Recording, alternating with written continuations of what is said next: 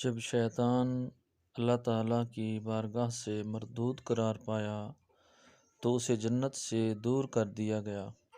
وہ جنت کے دروازے کے قریب آتا تاکہ جنت میں داخل ہو جائے، مگر فرشتے اسے بھگا دیتے تھے۔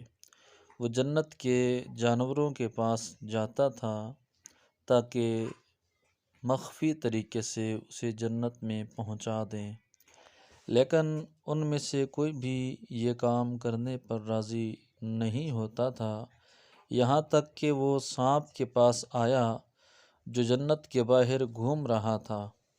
وہ سانپ اونٹ کی طرح بڑا تھا اور اس کے 4 ہاتھ اور 4 پاؤں تھے، اور وہ جنت کے خوبصورت ترین حیوانات میں سے ایک تھا۔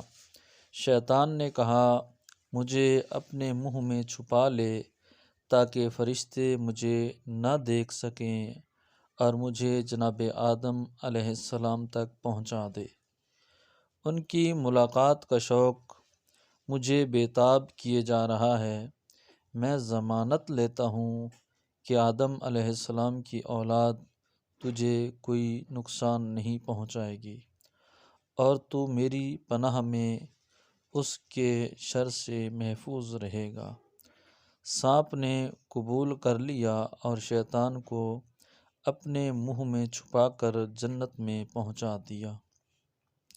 اس کام کے سبب سانپ پر خدا کا غضب ہوا اور اس سے اس کے ہاتھ پاؤں چھین لیے تاکہ وہ ہمیشہ سینے کے بل چلے، اور اس کے جسم میں جتنے پر اور پشم تھے سب گر گئے، اور وہ عریاں ہو گیا۔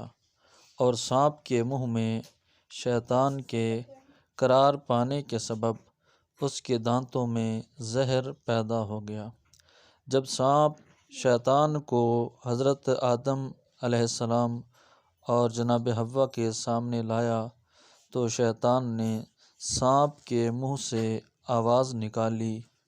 تفسیر امام حسن عسکری علیہ السلام میں نقل ہوا ہے کہ شیطان نے سانپ کے منہ میں سے پہلے حوا کو فریب دیا اور اسے کہا کہ اگر تم آدم سے پہلے اس درخت سے کھاؤ گی تو آدم پر تسلط حاصل کر لو گی اور وہ تمہارے مطیع ہو جائیں گے، لہٰذا پہل حوا نے اس درخت سے کھایا اور ان پر اس کا کوئی اثر ظاہر نہ ہوا، تو وہ حضرت آدم علیہ السلام کے پاس دوڑی آئیں اور واقعہ ان کے گوش گزار کیا۔ انہیں بھی یقین آ گیا اور کھا لیا۔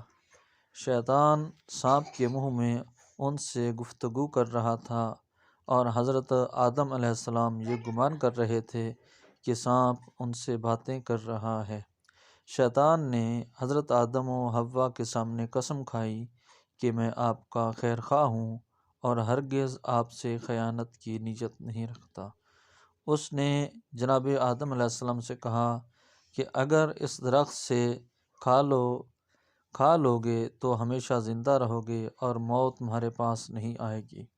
جناب آدم علیہ السلام بھی یہ سمجھے تھے کہ کسی کو اتنی جرأت نہ ہوگی کہ خدا کی قسم کھائے، اور یہی بات ان کے دھوکہ کھانے کا